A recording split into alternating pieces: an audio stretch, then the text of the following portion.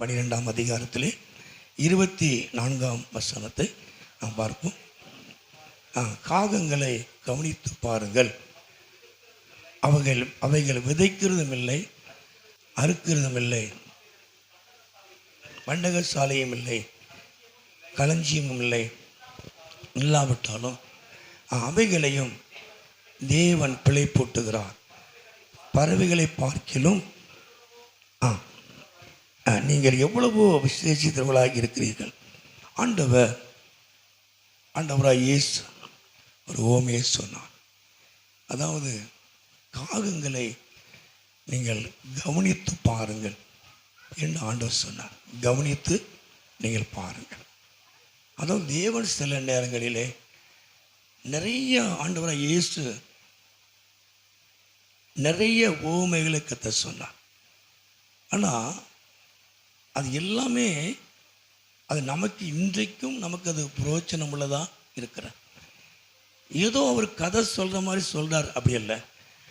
தேவன் அந்த ஊமைகளில் அநேக நன்மைகளை, அநேக ஆலோசனைகளை, வழி நடத்துதலை கத்த நமக்கு வைத்திருக்கிறார். ஆண்டவர் சொல்லும்பொழுது இந்த காகங்களை நீங்கள் கவனித்து நீங்கள் பாருங்கள் அப்படின்னு ஆண்டவர் சொன்னார். அப்போது காகங்களை நம்ம எப்படி கவனிக்க முடியும் இல்லையா? நம்ம ஒன்று சொல்லுவோம், நம்ம கையில் இந்த வடையை பிள்ளை சின்ன பிள்ளைலாம் அதான் படிச்சிருக்கோம் இல்லையா? கையில் இந்த வடையை காக்கா என்ன செஞ்சிட்டோம், பறிச்சிட்டு வரும். காக்காவை பற்றி எப்பவுமே நம்ம தப்பாக தான் சொல்லிகிட்டே இருப்போம், அந்த வடையை பறிச்சிட்டு போனதுனால இல்லையா? அது மயம் உண்டாவதா அல்லேலூயா. அதே போல் அந்த தண்ணீர் குடிக்கிற காரியத்துலேயும் அந்த படங்கள்லாம் போட்டு நான் படிச்சிருக்கேன். நான் படிக்கிற காலத்தில் இப்போ அதெல்லாம் இருக்காது இல்லையா?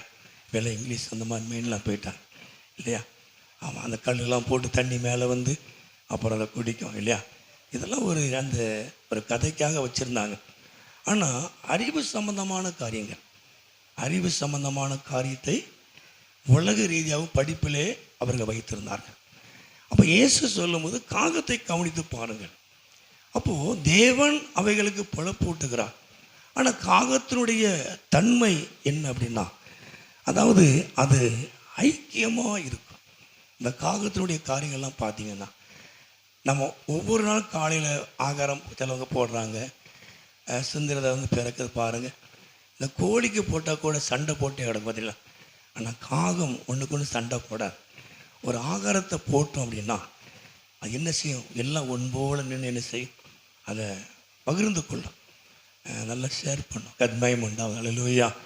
அப்போ அந்த காகத்துக்குள்ளே அது ஒரு அற்பமான ஜந்தாக இருந்தாலும், அற்பமான ஒரு பறவையாக இருந்தாலும் கூட அதுக்குள்ளே நல்ல ஒரு ஐக்கியம் இருக்கிற ஒரு ஐக்கியம். கத்மயம் உண்டாவதா அல்லேலூயா. அந்த மற்ற பறவைகள் கூட நிச்சயம் கோழிலாம் சண்டை போடும் பார்த்தீங்களா? சண்டை போட்டு விரட்டி இது போட்டு சாப்பிட்டுக்கிட்டே இருக்கும், அதுதான் செஞ்சிடாங்க. அந்த காகம் அப்படி இல்லை.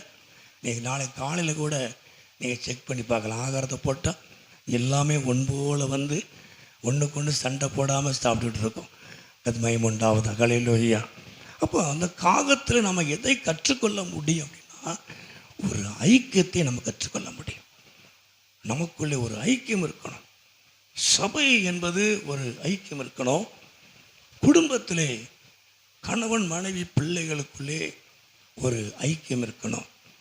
கணவர் ரட்சிக்கப்படாமல் இருக்கலாம், நம்மோட ஐக்கியப்பட மாட்டார், அதை நான் ஒன்றும் சொல்லலை.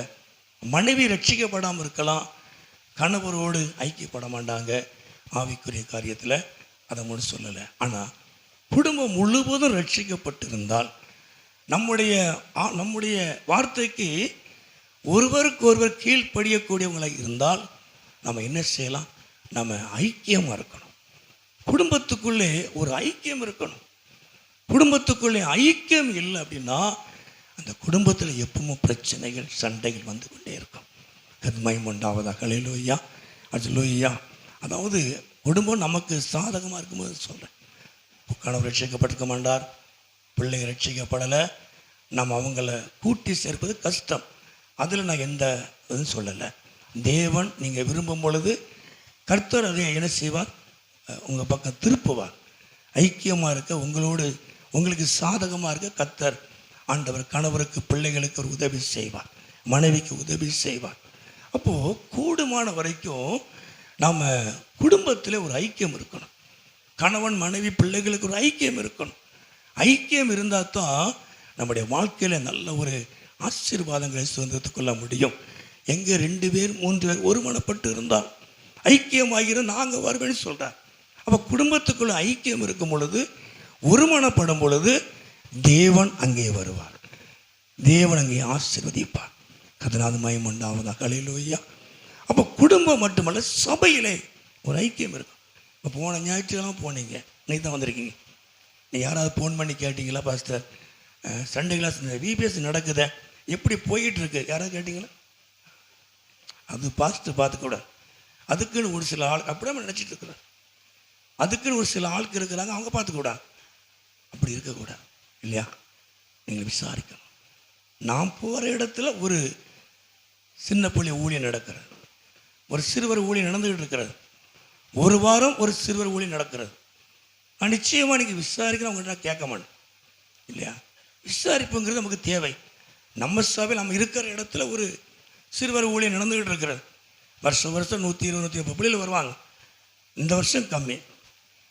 அப்போது நீங்கள் எப்படி நடக்குது, பிள்ளைகள்லாம் வராங்களா, எப்படி போயிட்டுருக்கு, நீங்கள் வர வேண்டாம், ஃபோன் பண்ணி அதை விசாரிக்கலாம். தான் ஒரு ஐக்கியம். அது சபைக்குள்ள ஒரு நெருக்கத்தை காட்டுகிறேன். அது மயம் உண்டாது. ஹல்லேலூயா. எனக்கு என்ன அப்படின்லாம் நம்ம நினச்சி கூட அப்படி இருக்கக்கூடாது. சிலவங்க வெக்கப்பட்டு நீங்கள் இருக்கலாம், நம்ம இடத்த போட்டு ஃபோன் பண்ண அப்படின்னு. நீங்கள் அதெல்லாம் பார்த்துக்கணும், ஃபோன் பண்ணணும், விசாரிக்கணும், மற்றவங்களோட விசாரிக்கணும், எப்படி நடந்துக்கிட்டு எப்படி போயிட்டுருக்கு. நான் உங்களுக்கு ஜெபம் பண்ணுறேன் பாஸ்டர். இப்போ நிறைய பேர் எல்லாம் ஜெபம் பண்ணியிருப்பீங்க. அது ஒரு வாரத்தை நமக்கு ஒரு உற்சாகப்படுத்தும். இன்னும் என்னுடைய ஓட்டம் எவ்வளோ பலகீனமாக இருந்தாலும் இன்னும் ஓடுவேன் இல்லையா? நமக்கு ஒரு உற்சாகப்படுத்துவோம், தட்டி கொடுப்பது. செய்யுங்க, உற்சாகமாக செய்யுங்க. அந்த மாதிரி ஒரு விசாரிப்பு நமக்குள்ள என்ன செய்யணும், சபைக்குள்ள இருக்கணும். கண்மயம் உண்டு. ஹல்லேலூயா. நீங்கள் சபையை விசாரிக்கும் பொழுது, சபை கிறிஸ்துவினுடைய சரீரம், சபையினுடைய காரியங்களை நீங்கள் விசாரிக்கும் பொழுது அவர் உங்களை இன்னும் அதிகமாய் ஆசீர்வதிப்பார். கண்மயம் உண்டாவது. ஹல்லேலூயா. எனக்கு என்னன்னு இருக்க விட யாருக்கு நடந்த என்ன, சபை என்பது ஒரு ஐக்கியம், கூடி ஆராதிக்கிற ஒரு ஸ்தலம், ஒரு கட்டடம், ஒன்றுக்கு மேற்பட்டு உட்கார்ந்து ஆராதிக்கிற இடம், கர்த்தரை மகிமைப்படுத்தக்கூடிய இடம் தான் சபை. ஒரு காகம், அதான் ஆண்டு சொல்றார்.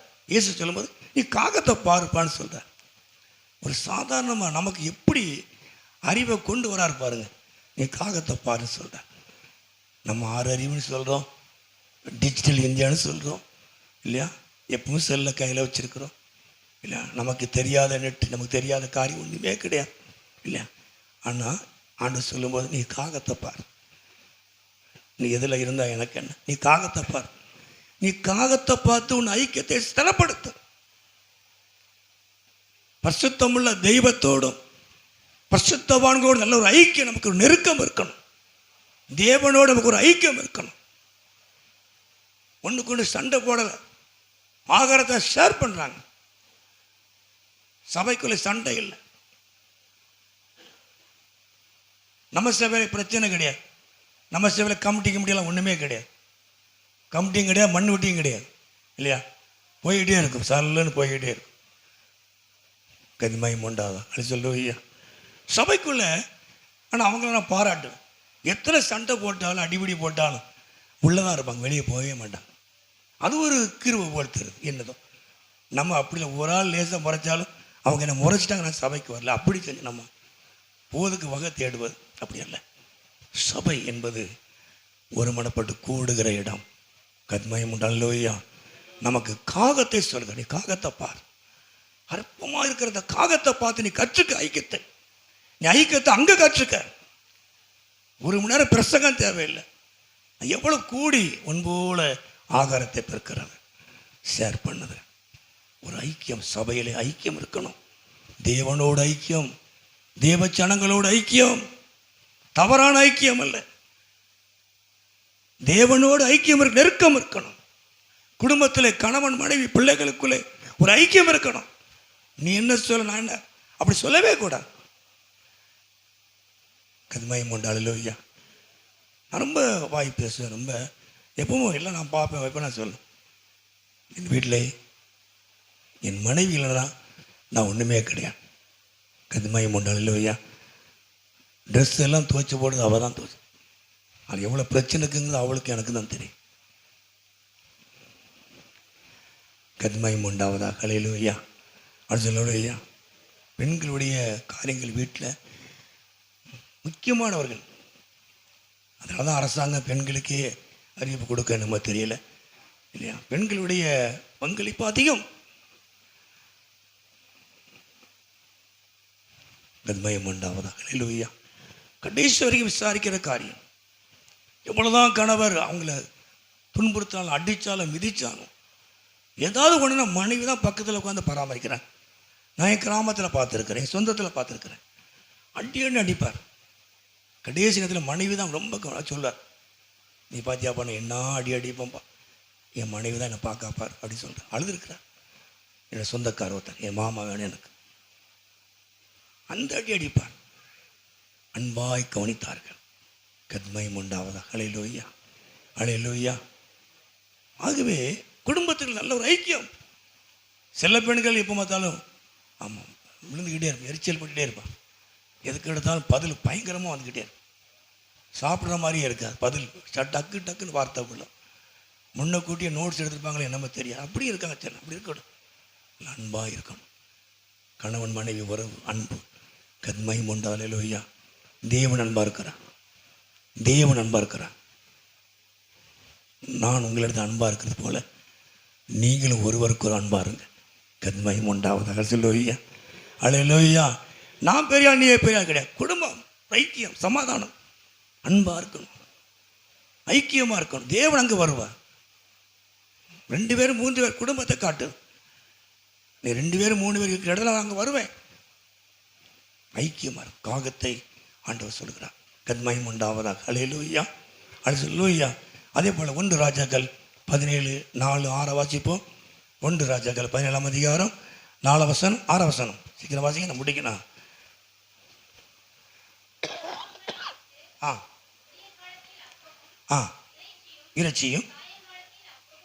இறைச்சியும் கொண்டு வந்தது. அப்போது காகத்தினுடைய இன்னொரு சுபாவம் என்ன அப்படின்னா, அது ஐக்கியமாக இருக்கிறது, ஆகாரங்களை ஷேர் பண்ணுறது, பகிர்ந்து கொள்வது மாத்திரமல்ல, அதனுடைய தேவ கட்டளை கீழ்ப்படியக்கூடிய கத்மயம் உண்டால். இல்லையா? அப்போது ஒரு தேவ மனுஷனை போஷிப்பதற்கு நிறைய வழிகளை கர்த்தர் வைத்திருக்கலாம். ஆனால் காகங்களை அனுப்பினான். அவனுக்கு தேவையான ஆகாரத்தை காகங்கள் மூலமாய் கர்த்தர் போஷித்தார். அப்போ தேவனுடைய வார்த்தைக்கு இந்த காகம் கீழ்ப்படிந்தது. ஐக்கியமாக இருக்கிறது மாத்திரமல்ல, நம்ம பகிர்ந்து கொள்வது மாத்திரமல்ல, நம்ம கர்த்தருடைய வார்த்தைக்கு, கர்த்தருடைய கட்டளைக்கு நம்ம என்ன செய்யணும்? கீழ்ப்படியணும். கத்மயம் உண்டாவதா. அல்லேலூயா. அல்லேலூயா. பைபிளை வாசித்தால் போதாது, பைபிளை 10 தடவை முடிச்சா போதாது. கர்த்தருடைய வார்த்தைக்கு நம்ம கீழ்ப்படியணும். அதுதான் தேவை. எத்தனை பைபிள் முடிச்சா முட்டாங்கால என்ன முடிச்சா அப்போல்லாம் தேவை. நல்லது, முட்டாங்கால என்ன பைபிள் படித்து அது நல்லது. முட்டாங்கால படிக்கிறது நல்லது. ஆனால் உட்காந்து எல்லா வசனத்துக்கும் நம்ம கீழ்ப்படிக்கிறோம், அதான் மெயின். பைபிள் படிக்கிறது நல்லது, படித்த வார்த்தையின்படி நம்ம நடக்கணும். அந்த வசனத்துக்கு நம்ம ஒப்பு கொடுக்கணும். கீழ்ப்படிதல் நமக்கு தேவை. கர்த்தருடைய கட்டளைக்கு காகங்கள் கீழ்ப்படிந்தார். ஒரு ஐக்கியமும் கீழ்ப்படிதலும். நீ காகத்தை கவனித்துப்பார். கர்த்தர் நாமத்துக்கு மகிமை உண்டாவதாக. அல்லேலூயா. அல்லேலூயா. சரி, ரெண்டாவதாக நீதிமொழிகள் 30ஆம் அதிகாரம் அந்த 25 வாசிப்போம். நான் சீக்கிரம் முடிச்சிடறேன். 30:25 நீதிமொழிகள் 30:25. அவை யாவன அற்பமான ஜந்துவாய் இருந்தும் கோடை காலத்திலே தங்கள் ஆகாரத்தை சம்பாதிக்கிற இரும்பும். அவை யாவன அற்பமான ஜந்துவாய் இருந்தும் கோடை காலத்திலே தங்கள் ஆகாரத்தை சம்பாதிக்கிற எறும்பும். இதால் நீதிமொழியும் 6 வாசிப்போம். 6ஆம் அதிகாரம் 6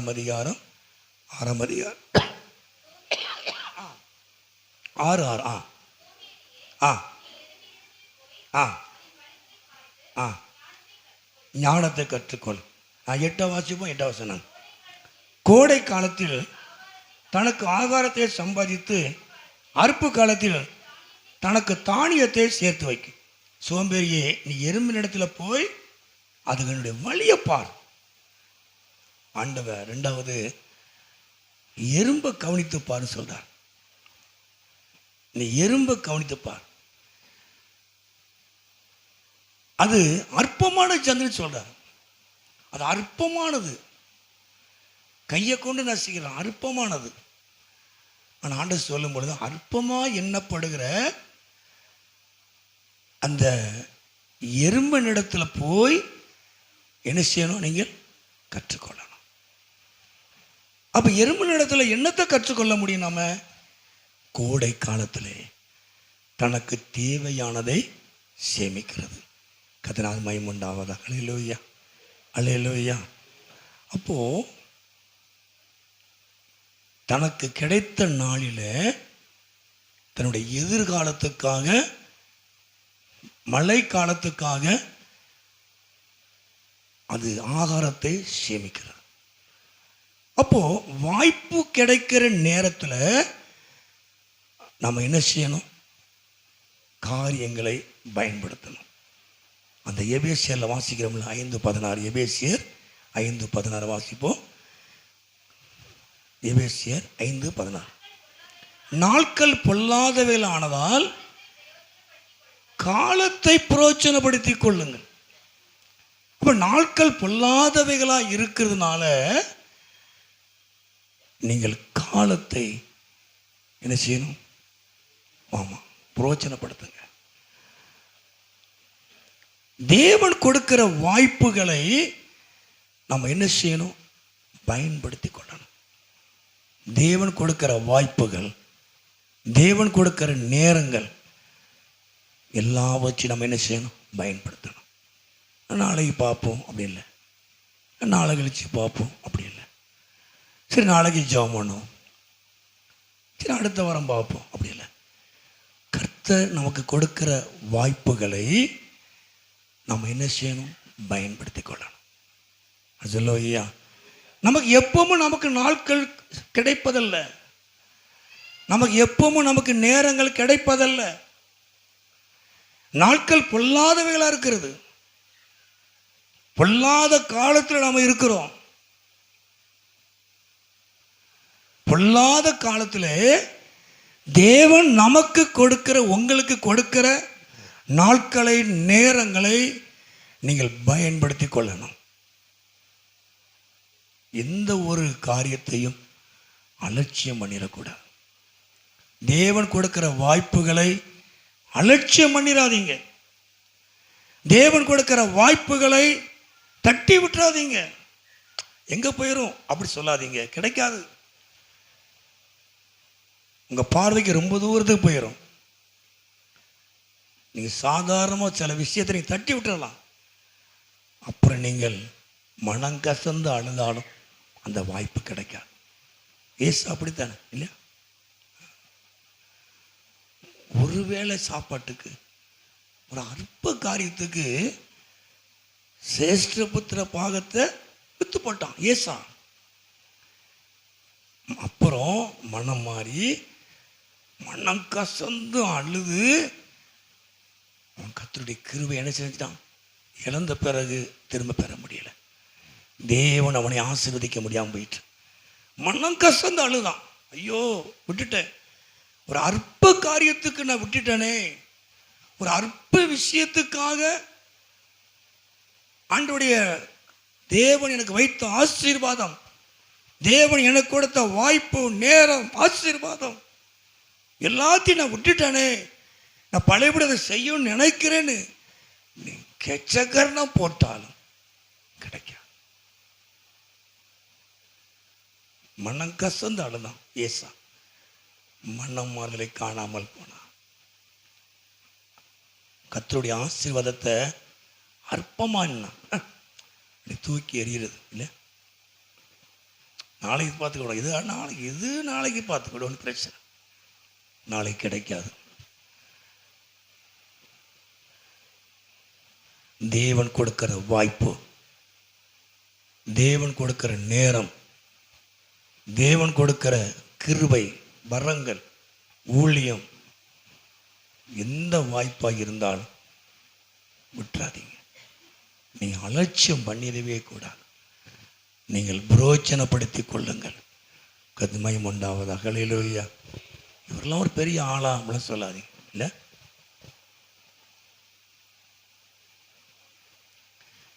பெரிய ஆளான்னு சொன்னவங்களாம் எப்படியா போயிட்டு, எதையுமே நம்ம அலட்சியம் பண்ணிடக்கூடாது. எதையுமே நம்ம அலட்சியம் பண்ணிடக்கூடாது. தேவன் நமக்கு வைத்திருக்கிற வாய்ப்புகளை விட்டுறக்கூடாது. தேவன் உங்களுக்கு தருகிற தருணத்தை விட்டுறக்கூடாது. இவ்வளோ பெரிய ஆள், எவ்வளோ படிச்சிருக்கிறேன், எறும்புகிட்ட போய் கற்றுக்க போ சொல்லிட்டார். எவ்வளோ அழகாக சேமிக்கி இருக்கிற பணத்தை உலக ரீதியாக சொல்கிறேன், நீங்கள் சேமிக்கணும். நான் எப்பவுமே சொல்லுவேன், பணத்தை சேமிங்க. அதுக்காண்டி கஞ்சத்தனம் பண்ணாதீங்க. ஆமாம், பிசினித்தனம் பண்ணி வருமாடி வர உண்டு, அதுக்கும் வசனம் இருக்குது. கஞ்சத்தனம் செலவு 5 பைசா செலவிக்க மாட்டான்.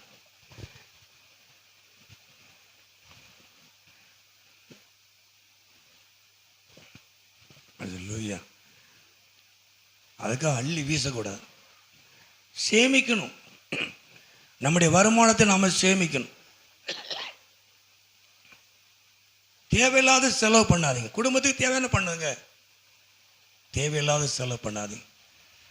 நமக்கு தேவையில்லாத செலவு ட்ரீட்மெண்ட்டு, ஆஸ்பத்திரி செலவு எனக்கு கொஞ்சம் கஷ்டமாக தெரியும். தேவையில்லாத செலவு வருது ஆண்டவரே. பணம் விருதாவா ஆஸ்பத்திரிக்கு அங்கங்கே போகுது. சிலவங்க வட்டிக்கு கொடுக்குறாங்க, அதுக்கு ஜெபம் சரியா. கர்த்தருக்கு உண்டாவது. ஹல்லேலூயா. உன் கையின் பிரயாசத்தை நீ சாப்பிடுவாய். ஆமீன் சொல்லுங்க. ஹல்லேலூயா. டாக்டர் சாப்பிடக்கூடாது, வட்டி கடைக்காரன் சாப்பிடக்கூடாது.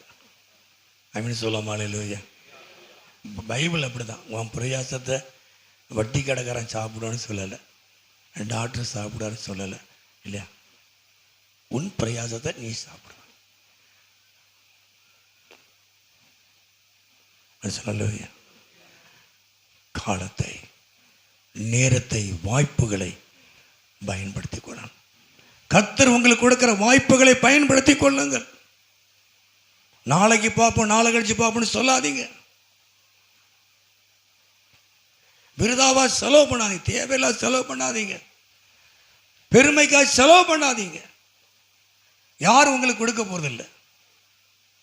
அவங்க வார நினைப்பு, எவங்க நினைச்சா நமக்கு என்ன, நம்ம பணம் போகுது, நம்ம நேரம் போகுது.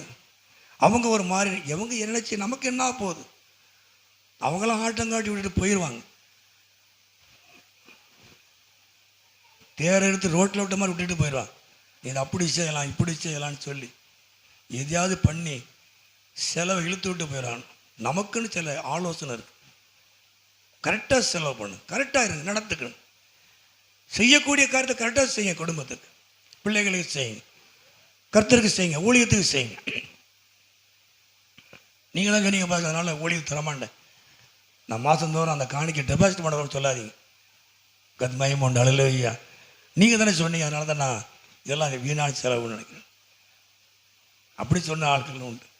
இதுவே பாஸ்ட்டுக்கு அதிகம்னு சொன்ன ஆள்லாம் உண்டு.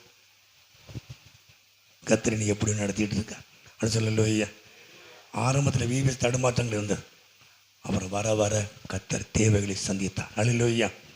என்னால் ரொட்டேஷன் பண்ணுவேன், யார்கிட்ட வாங்குவேன், பணம் வந்த பிறகு தாருன்னு சொல்லி வாங்குவேன். வாங்கக்கூடிய ஆளை நம்ம வச்சிருக்கிறேன். 2000 ரூபா வேணும், 3000 ரூபா வேணும், வாங்கி செலவு பண்ணிவிட்டு அப்புறம் கொடுப்பேன். இப்போ அப்படி வைக்கல கர்த்தர். அப்படி சொல்லலையா. கர்த்தர் நிறைவாக தாரா அப்படி சொல்லலையா. கர்த்தர் இது வரைக்கும் என்ன கண் கலங்க விடலை.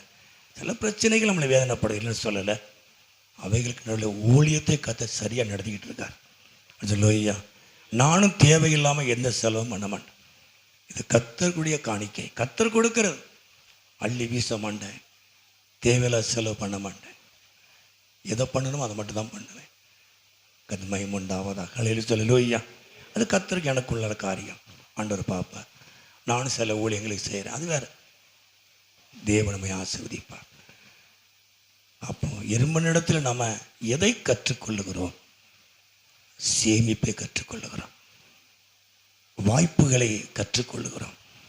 தேவன் கொடுக்கிற வாய்ப்பை, தேவன் கொடுக்கிற நேரத்தை நீங்கள் என்ன செய்யணும்? நீங்கள் கற்றுக்கொள்ளணும். கர்த்தர் உங்களை ஆசீர்வதிப்பார்.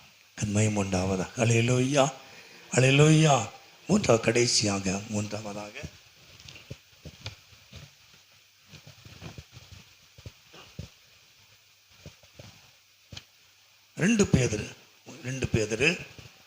பேதுரு 1ஆம் அதிகாரம் அந்த 19ஆம் வாசிப்போம். 2 பேதுரு. அதிகம் உறுதியான தீர்க்க தரிசன வசனமும் நமக்கு உண்டு. பொழுது விடிந்து உதிக்கும் அளவும் இருளுள்ள ஸ்தலத்தில் பிரகாசிக்க விளக்கை போன்ற அவ்வசனத்தை கவனித்திருப்பது நல்லா. 3வது எதை கவனிக்கணும் அப்படின்னா, தீர்க்க தரிசன வசனத்தை கவனிக்கணும். காகத்தை கவனிக்கும் பொழுது ஒரு ஐக்கியத்தை நாம் தெரிந்து கொள்ளுகிறோம். ஒருவருக்கொருவர் விட்டு கொடுக்கிறது, ஷேர் பண்ணுறது, பகிர்ந்து கொள்வதை கற்றுக்கொள்கிறோம். ஒருமனப்படுவதை கற்றுக்கொள்கிறோம். எறும்பை கவனிக்கும் பொழுது நாம் சேமிக்கிறதை கற்றுக்கொள்ளுகிறோம். காலத்தை பயன்படுத்தி கொள்ள வேண்டும் என்கிறதை கற்றுக்கொள்ளுகிறோம். தேவன் கொடுக்கிற வாய்ப்புகளை பயன்படுத்தி கொள்ள வேண்டும். நாட்கள் பொல்லாதவைகள், காலத்தை பிரயோஜனப்படுத்தி கொள்ளுங்கள். 3வது தீர்க்க தரிசன வார்த்தையை கவனிக்கணும். கர்த்தருக்கு உண்டாவதாக. அல்லேலூயா, அல்லேலூயா. அந்த 17 வாசிப்போம். 17. இவர் என்னுடைய நேசகுமாரன், இவரிடத்தில் பிரியமாக இருக்கிறேன் என்று சொல்லுகிற சத்தம் உன்னதமான மகிமையில் இருந்து அவருக்கு உண்டாகி பிதாவாகிய தேவனால் அவர் கனத்தையும் மகிமையும் பெற்ற போது. அப்போ அதிக உறுதியான தீர்க்க தரிசன வசனம் இயேசு கிறிஸ்துவை குறித்து சொல்லப்பட்ட வார்த்தை. அப்போ தீர்க்கமான தரிசனம் வார்த்தையை நம்ம கவனிக்கும் பொழுது நம்முடைய வாழ்க்கையில் என்ன உண்டாகும் அப்படின்னா, பிரகாசம் உண்டாகும், கர்த்தருக்கு உண்டாவதாக. அல்லேலூயா, அல்லேலூயா. அப்போ இயேசு கிறிஸ்துவை குறித்து சொல்லப்படுகிற காரியங்கள், பழைய ஏற்பாட்டில் சொல்லப்பட்ட காரியங்கள், அந்த புதிய ஏற்பாட்டில் நம்ம என்ன செய்கிறோம்? வாசிக்கிறோம். கர்த்தர் நாமத்துக்கு மகிமை உண்டாவதாக. அல்லேலூயா. அவரை குறித்து சொல்லப்பட்டது. அவர் வார்த்தையா இருந்தார். திருத்துவம் பைபிள் அதிகமாய் நாங்கள் போய் நம்மை போல நாங்கள் அவனுக்குள்ளே இல்லையா, நாங்கள் பிதா குமாரன் பரிசுத்த ஆவி.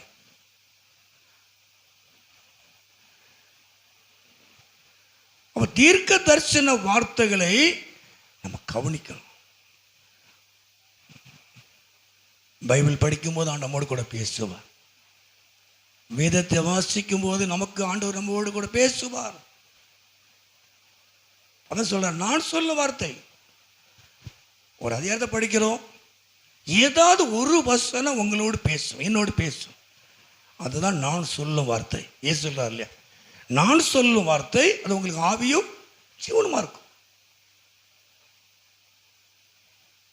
2 அதிகாரம் படிக்கிறோம், ஒரு அதிகாரம் படிக்கிறோம், ஏதாவது ஒரு வசனம் உங்களோடு கூட அவர் பேசுவார்.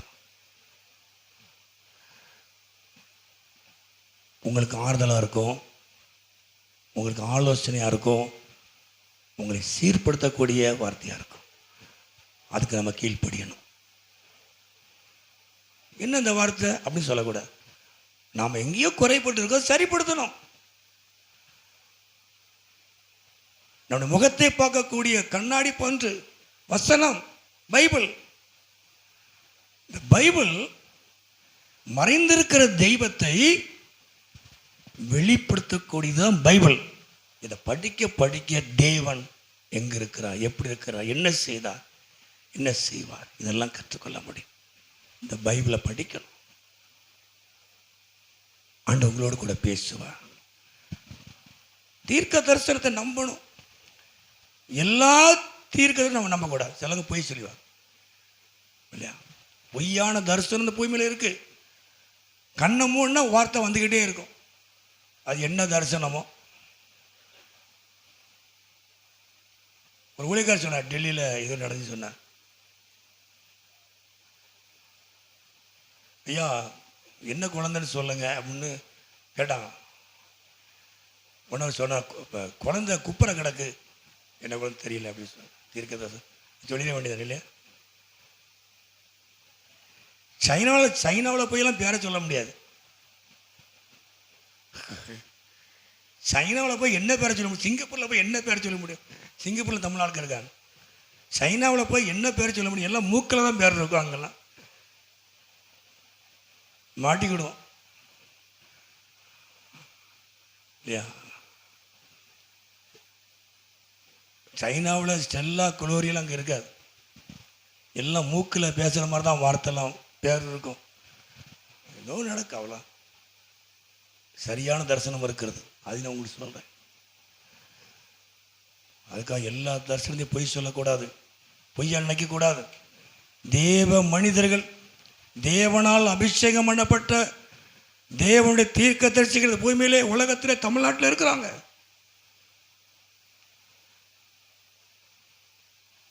நான் ஊழியது வரதுக்கு முன்னாலே காலேஜ் ஜெயக்குமார் சொல்லி நாகர்கோவிலேருந்து வந்திருந்தேன். நாகர்கோவில் புதுக்கோட்டையில் நான் தான் அவரை கூட்டிகிட்டு போனேன் சர்ச்சு. நைட் ஜெபம் முடிஞ்ச உடனே பக்கத்தில் போனோன்னு சம்மந்தமே இல்லாமல் சொன்னார். அழுதுட்டேன். தம்பி நீ எஸ்ராவை போல தம்பின்னு சொன்னார்.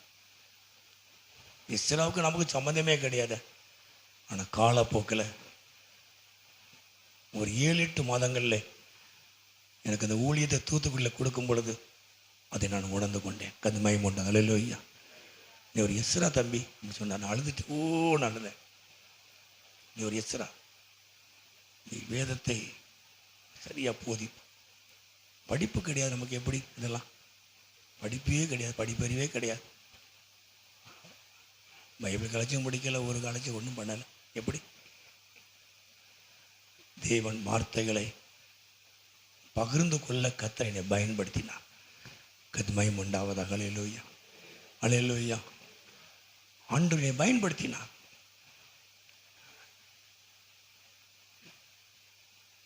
என்னை தூத்துக்குள்ள போட்டு 2 மாதத்தில் என்னை செக் பண்ணுறதுக்கு வேண்டி சிறுவனிலேருந்து ஹெட் ஆஃபீஸில் அங்கேருந்து ஹெட்லேருந்து சர்ச்சிலேருந்து ஆள் ஒரு அனுப்பியிருந்தாங்க.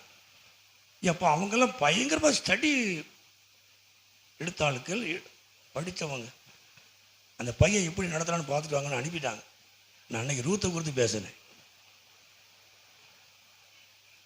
மார்க்கு பாஸ் மார்க் போட்டு போயிட்டாங்க. கதுமயம் உண்டா. அல்லேலூயா. அங்கே போய் சொல்லிட்டாங்க, அது சரியான பையனாக இருக்கான் அவன் அப்படின்ட்டாங்க. எங்கள் பாஸ்ட்டு போகும்போது நீ சரியான ஆளத்தான் போட்டிருக்காப்பா, சரி அவனை உற்சாகப்படுத்திட்டான். கதுமயம் உண்டாவது. அல்லேலூயா. இல்லை அன்றைக்கி என்னை மாற்றிருப்பாங்க. ஒரு படிப்புள்ளாக கொண்டு போட்டிருக்கேன் எப்படிப்பாங்கிற சந்தேகம் இல்லை, சொல்லலை. கர்த்தர் என்னை பயன்படுத்தினார். அதுக்கு பிறகு நான் படித்தேன் என்னன்னு சொல்ல, பைபிள் கலைச்சலாம் முடித்தேன். அது வேற. படிக்கணும், படிப்பு நமக்கு தேவை. படிக்காவிட்டாலும் கர்த்தர் பயன்படுத்தினா எப்படி வேணாலும் பயன்படுத்துவார். அல்லேலூயா, அல்லேலூயா. படித்தாதான் பயன்படுத்துவார் அல்ல, படிக்காவிட்டாலும் பயன்படுத்துவார். படித்தாலும் கர்த்தர் தான் பயன்படுத்தும். கர்த்தர் பயன்படுத்தினா தான் வார்த்தை வார்த்தையாக இருக்கும். அல்ல சொல்ல. அல்லேலூயா. அப்போ தீர்க்க தரிசன வார்த்தையை கவனிக்கணும். தேவன் சொல்லுகிற வார்த்தையை நம்ம கவனிக்கும் பொழுது நம்ம வாழ்க்கையில் பிரகாசம் இருக்கும், நம்முடைய குடும்பத்தில் பிரகாசம் இருக்கும். அல்லேலூயா, அல்லேலூயா. நான் சொல்லும் வார்த்தை, நான் சொல்லும் வார்த்தை ஆவியும் ஜீவனுமா இருக்கும். கர்த்தர் நம்மோடு பேசுவார். இந்த பைபிளை படிக்க நம்மோடு கூட பேசுவார். பரிசுத்தவான்களுடைய பிரசங்கத்தை கேட்கிறோம். ஆண்டவராய் தேவன் நம்மோடு கூட பேசுவார். ஊழியக்காரங்க மூலமா நம்மோடு கூட பேசுவார். கர்த்தருடைய ஆவியானவர் நம்மோடு கூட பேசுவார். செபிக்கும் பொழுது கர்த்தர் நம்மோடு கூட பேசுவார். தரிசனங்களை கொடுப்பார். தவறானதுக்கு நம்ம ஒத்து போயிடக்கூடாது. எல்லாத்தையும் நம்பக்கூடாது. அதில் கவனமாக இருக்கணும். அது மயம் உண்டாவதா? அல்லேலூயா. கடைசியாக நீதிமொழிகள் 25:11 வாசிங்க, முடிக்க போகிறோம். நீதிமொழிகள் 25:11.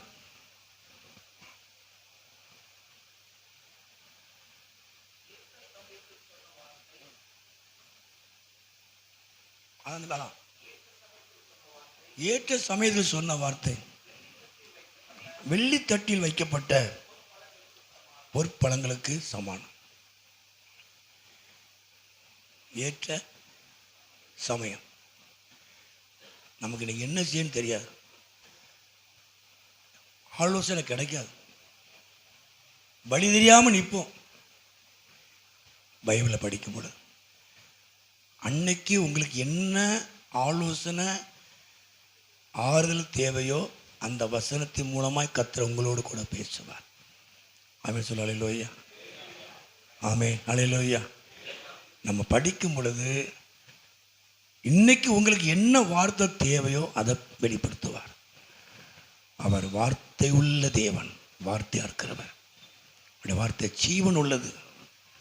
அது உங்களுக்கு பலனா இருக்கும். அவர் உங்களுக்கு கூட பேசும்போது உங்களுக்கு அது பலனா இருக்கும். அவருடைய வார்த்தைகள் நமக்கு விளக்கும் பொழுது நம்முடைய இருதயம் கொழுந்து விட்டு எரியும். சீசர் சொன்னாங்க இல்லையா, வேத வாக்கியங்களை விளக்கி காட்டின உடனே நம்ம இருதயம் கொழுந்து விட்டு எரியலையா அப்படி சொன்னாங்க.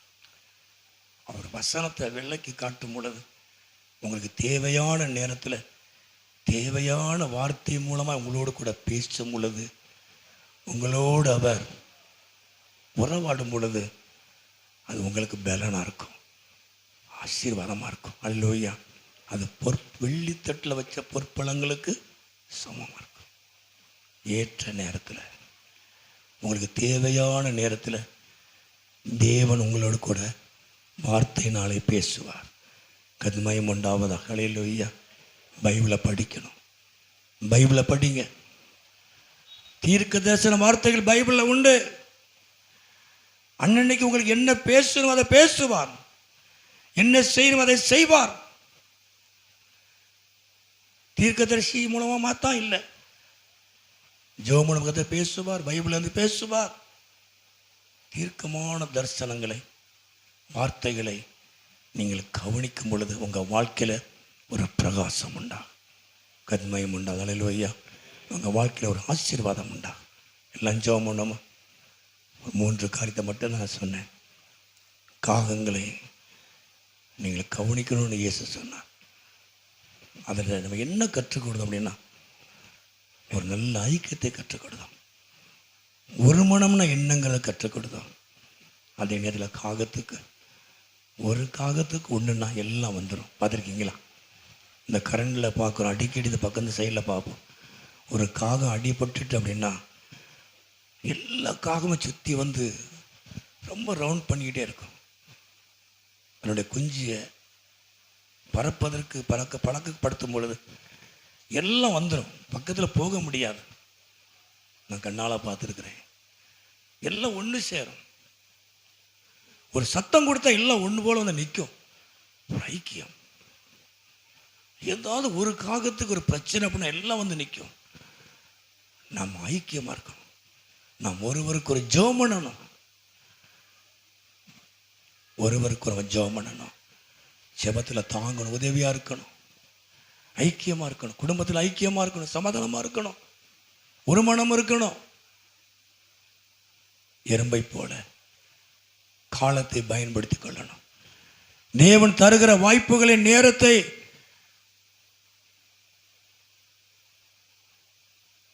தாளந்துகளை பயன்படுத்திக் கொள்ளணும். கர்த்தருக்காக பயன்படுத்திக் கொள்ளணும். தேவன் உங்களுக்கு நிறைய வாய்ப்பை கற்றுக் கொடுக்கிறார். நேரத்தை கற்றுக் கொடுக்கிறார். வீணடிச்சிடாதீங்க. நாளைக்கு அது கிடைக்காது. நாளைக்கு ஜோமுன்னு நினைச்சா ஜோம் பண்ண முடியாது, நேரம் கிடைக்காது. அதில் பார்த்து நாளை பார்த்து சொன்ன நாலு சபைக்கு வந்தவன் ஓடிக்கிட்டே இருக்காங்க.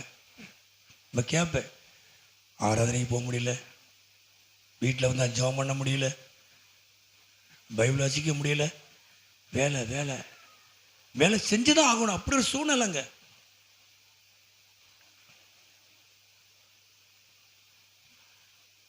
தேவன் கொடுக்கிற வாய்ப்புகளை நீங்கள் பயன்படுத்தி கொள்ளணும். எல்லாரும் ஜெபம் பண்ணணும், எல்லாரும் கரங்களை உயர்த்தி எல்லாம் எளிமை நின்று, இயேசுவே வந்திருக்க ஒவ்வொருவரையும் ஆசீர்வதிங்க ஆண்டவரே.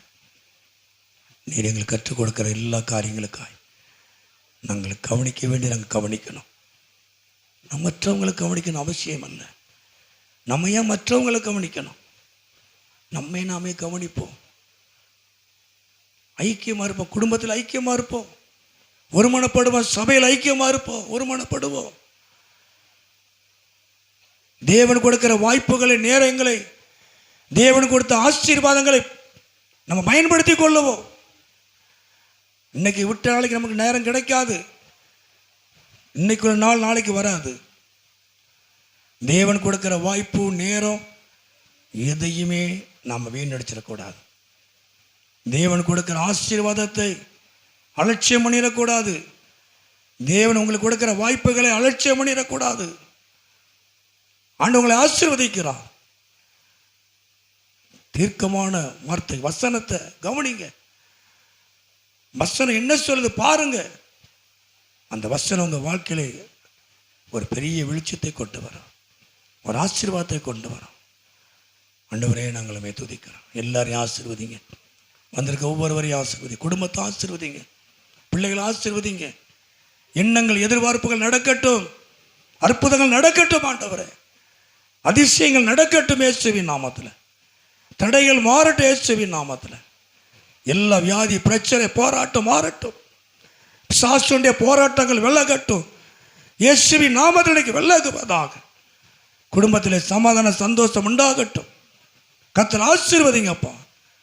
வியாதிகள் மாறட்டும், பிரச்சனை மாறட்டும், தேவ சமாதானம், தேவ சந்தோஷம் உண்டாகட்டும். குடும்பங்களை கர்த்தர் ஆசீர்வதிப்பீராக. எல்லாரையும் ஆசீர்வதி, வந்திருக்க எல்லா பிள்ளைகளும் ஆசீர்வதி, இந்த சத்தத்தை கேட்குற எல்லாரையும் ஆசீர்வதி, குடும்பத்தை ஆசீர்வதி, பிள்ளைகளை ஆசீர்வதியும். நீர் மகிமைப்படுவீராக. சந்தோஷம், சமாதானம் காணப்படட்டும் ஆண்டவரே. நீங்கள் மகிமைப்படுங்க. வந்திருக்க ஒவ்வொருவரையும் ஆசீர்வதிங்க, உங்களுடைய பந்தி ஆசீர்வதிங்க.